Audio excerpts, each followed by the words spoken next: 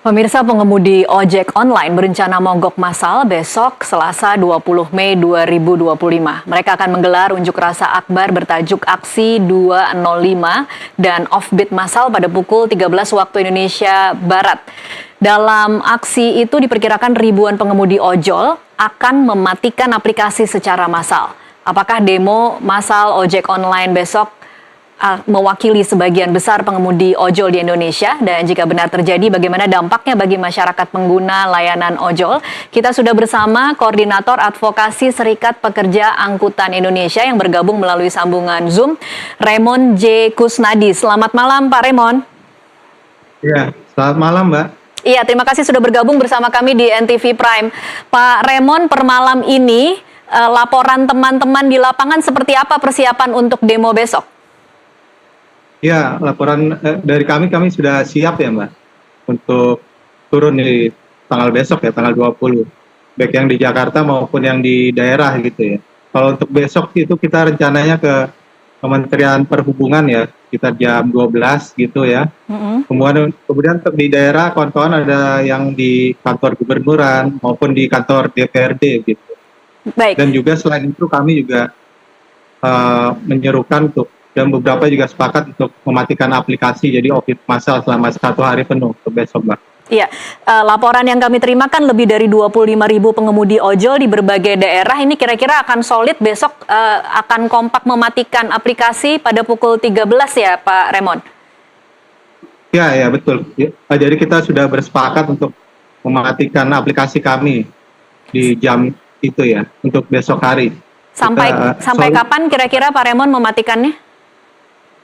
Sampai jam 12 malam rencananya, jadi seharian full ya, seharian penuh. Baik, kalau dari tim liputan kami tadi mencoba mewawancarai beberapa pengemudi ojol, masih ada terbelah juga ya Pak Raymond, ada beberapa yang kemudian menyatakan masih ada kepentingan sehingga tidak mematikan aplikasi tetapi mendukung aksinya. Bagaimana sikap SPAI terhadap pengemudi yang memilih seperti itu? Ya, ini kan sifatnya seruan ya, ajakan, jadi tidak ada paksaan dari kami, jadi berdasarkan kesadaran dan berdasarkan makanya kita menjelaskan gitu ya, tujuannya aksi itu untuk apa gitu, untuk peningkatan kesejahteraan.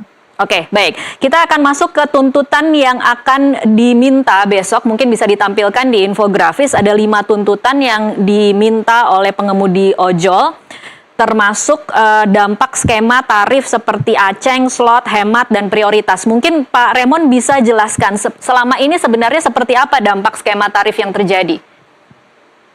Ya, sebenarnya dampaknya adalah semua itu berdampak pada pengurangan pendapatan pengemudi kami ya. Jadi ada potongannya itu sampai 70% ya Mbak. Ini benar 70% ya Pak Raymond ya? Laporannya valid ya Pak 70%? Ya, jadi untuk pengantaran makanan itu di GoFood ya, Gojek itu customer itu membayar 18.000. Kami hanya mendapatkan 5.200 gitu Mbak dari pengantaran itu. Seperti itu. Oke, ini besar sekali ya. Dan kemudian kalau kemudian pengemudi atau SPAI mencoba berkomunikasi dengan aplikator, penjelasannya apa yang mereka jelaskan? Kenapa potongannya begitu besar, Pak Raymond? Iya, itu katanya kembali lagi untuk promo-promo katanya, supaya akun kita tetap gacor gitu ya. Tetapi pada faktanya itu akun kita tetap anyep ya, sepi gitu. Jadi tidak ada korelasinya gitu, malah merugikan kami. Nah itu juga karena disebabkan mereka selama ini selalu berkilah dengan status mitra, perjanjian kemitraan gitu. Padahal kami melihat bahwa ini adalah karena mereka tidak patuh pada hubungan kerja ya, yang sudah diamanatkan di dalam Undang-Undang 13 tahun 2003 tentang ketenaga kerjaan gitu. Di dalamnya ada hubungan kerja yang meliputi 3 unsur ya, pekerjaan, upah, dan perintah. 3 unsur itu sudah ada di dalam aplikasi kami, jadi tidak bisa mengelak, itu tidak terbantahkan, sudah terpenuhi semua gitu. Makanya kita minta hapuskan kemitraan, status mitra itu dihapuskan gitu ya, kami sebagai kerja tetap, seperti itu Mbak. Oke, kalau saya ingin kembali lagi ke soal keluhan potongan komisi yang mencapai 70% Pak Raymond. Ini terjadi hanya untuk pengiriman makanan atau terjadi di semua layanan? Nah, karena mereka tidak mematuhi hukum ketenagakerjaan, maka mereka mencoba mencari hukum lainnya, ya, gitu ya. Jadi lewat peraturan Menteri Kominfo dulu ya, yang kemarin ini baru direvisi Mbak, Oke. di tanggal 14 kemarin. Jadi Permen Komdigi 8 nomor 2025, gitu, tahun 2025. Tapi isinya tetap saja Mbak. Jadi pemerintah tuh tidak mengatur besaran nilai ya, untuk tarif barang dan makanan gitu. Jadi hanya formulanya saja mereka tetapkan. Iya, tapi Pak Soal Raymond, kan besarannya pemerintah mungkin tidak bisa disalahkan ya, karena itu memang ranahnya aplikator. Kalau menurut Anda sebenarnya seharusnya seperti apa aplikator agar kemudian bisa patuh terhadap peraturan yang sebelumnya, bukan peraturan yang baru ya, yang kemudian mengacu pada Komdigi? Iya, seharusnya pemerintah menetapkan Mbak besaran nilai tarif itu khusus barang dan makanan. Karena selama ini yang diatur pemerintah besarannya tuh hanya nilai tadi ya, pengantaran penumpang begitu. Oh, oke. Seperti itu Mbak. Oke. Kalau sejauh ini SPAI sudah berkomunikasikah dengan pemerintah dan aplikator untuk memperjuangkan 5 tuntutan tadi sebelum memutuskan besok demo, Pak Raymond? Iya, sudah. Yang contohnya yang Permen Komdigi nomor 8 itu sudah kita coba komunikasikan sudah 2 tahun yang lalu itu Mbak, baru direalisasikan sekarang, dan itu pun sama juga. Artinya pemerintah tidak berani menetapkan besaran tarifnya gitu, hanya lagi-lagi formula. Besaran tarifnya itu diserahkan kepada pihak aplikator atau perusahaan platform, sehingga akhirnya seperti ini, potongannya bisa sampai 70%, ada skema-skema prioritas yang diskriminatif tadi begitu ya, sehingga orderan jadi tidak merata. Jadi kan itu tidak ada pemerataan hak dalam pekerjaan gitu ya, seperti kalau misalnya mereka mengikuti Undang-Undang 13 tentang ketenagakerjaan gitu. Baik, kalau dari pihak aplikator sendiri, SPAI melihatnya sudah cukup transparan belum Pak Raymond untuk penghitungan komisi dan juga pendapatan mitra? Belum Mbak, sama sekali tertutup. Nah yang lebih parah lagi adalah waktu dan jarak kita itu tidak dihargai gitu. Waktu tunggu Mbak ya. Iya. Misal kita nyalakan aplikasi itu tidak serta-merta masuk orderan gitu. Kita harus menunggu. Itu berbeda-beda ya, ada sejam, bahkan seharian hanya dapat 1 orderan. Makanya itu keuntungannya tinggi sekali mereka. Dari situ saja mereka bisa untung besar gitu. Itu bisa bisa 50% atau bisa 70% ya. Waktu tunggu kita tidak dihargai. Kan selama ini yang tarif itu kan sama dengan upah satuan hasil begitu ya. Berdasarkan orderan kita diberikan upah. Makanya kita menuntut upah satuan waktu ya. Kita jadi di upahnya bulanan gitu. Dengan skema upah minimum provinsi seperti itu. Makanya kita menuntut bahwa kita harus diakui sebagai kerja tetap gitu. Karena kemitraan itu hanya selubung aja Mbak. Untuk siasat bahwa perusahaan platform tidak mau memenuhi hak-hak pekerja lainnya gitu. Seperti upah minimum, terus jam kerja 8 jam. Karena selama ini kan kita belasan jam gitu untuk bekerja. Karena waktu tunggunya tadi tuh Mbak, yang nggak pasti. Makanya kerjanya bisa lebih dari 8 jam. Seperti itu. Dan itu tidak ada upah lembur ya. Tidak ada upah lembur ya? Iya, tidak ada. Oke, jadi ini memang siapa yang paling kuat, itulah yang kemudian bisa mendapatkan uang lebih berarti ya Pak Raymond? Iya, gitu. Kerja di atas 8 jam juga itu memakan risiko yang besar ya. Kecelakaan, kelelahan, seperti gitu. Dan sudah banyak kawan-kawan kami yang jadi korban gitu ya. Korban jiwa bahkan.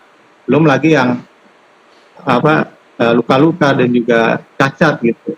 Seperti itu Mbak, risikonya di situ. Oke, kalau melihat situasi dan juga jawaban dari pemerintah, jawaban dari aplikator, kalau dari SPAI sendiri, rekomendasi solusi jangka pendek, paling tidak untuk mengatasi masalah potongan komisi yang tinggi, seperti apa Pak Raymond? Ya kalau jangka pendeknya mesti dihapuskan itu potongan yang sampai 70% itu, karena menurut kami tidak adil lah menurunkan pendapatan pengemudi ya. Terus slot-slot tadi ya, slot Aceng, terus Grab Bike hemat, Hook di Shopee Food gitu ya, slot dan Aceng atau Goceng di Gojek, itu juga harus dihapuskan. Belum juga skema-skema prioritas lainnya yang ada di Lalamove, Maxip, InDrive, Borzo. Jadi kita harus beli atribut helm, jaket, sama tas bila kita mau gacor gitu ya. Bila kita mau potensi penerimaan orderan kita lebih banyak dari yang lain.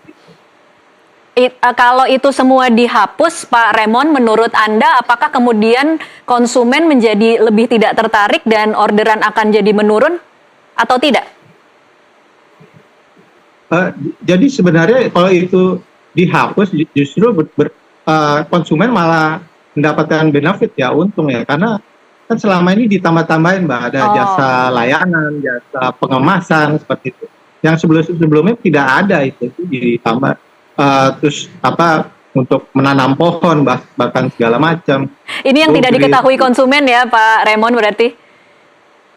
Iya, kalau misalnya Mbak terima di email kan suka dikirim ya. Iya. Email tuh biaya-biaya itu coba diperhatikan. Itu tidak hanya biaya kirim aja, ongkos kirim, tapi ada biaya-biaya lainnya. Nah, itu yang dimakan semua oleh platform. Kalau mereka logikanya kemitraan kan harusnya apa semua yang dibayarkan oleh customer itu dibagi semuanya ke kami. Tapi kan sekarang enggak. Itu lagi-lagi mereka atas nama kemitraan tapi tidak mau mematuhi hukum ketenagakerjaan. Gitu. Oke, baik. Pak Raymond, tapi kalau kemudian kita mencoba menyadari bagaimana situasi perekonomian saat ini, kemarin kita sempat melihat bagaimana gelombang PHK massal, kemudian ada wacana bahwa aplikator akan melakukan merger. Kira-kira menurut Anda, tuntutan seperti 5 tuntutan yang akan disuarakan besok itu realistis tidak untuk dipenuhi, Pak Raymond? Iya, sangat realistis. Karena mereka untungnya besar, Mbak. Bisa dibayangkan mereka tidak membayarkan upah pada kami selama 10 tahun, itu untungnya berapa kali lipat, dikali jutaan pengemudi gitu. Ketika kita menuntut hak kita, malah kita yang disalahkan. Oh, nanti yang terserap hanya 10% gitu, yang lainnya di PHK. Itu kan nggak masuk akal gitu. Kita menuntut hak tapi malah disalahkan gitu. Justru mereka ini yang pelaku ya.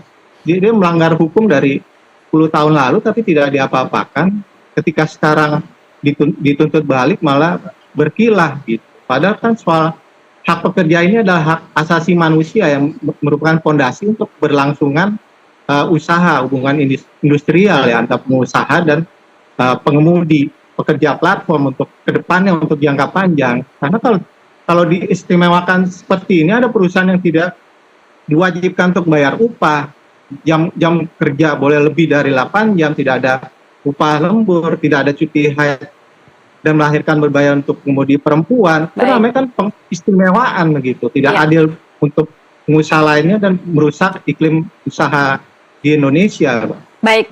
Kita masih akan lanjutkan lagi Pak Raymond di segmen selanjutnya. Pemirsa tetaplah bersama NTV Prime, kami akan kembali sesaat lagi.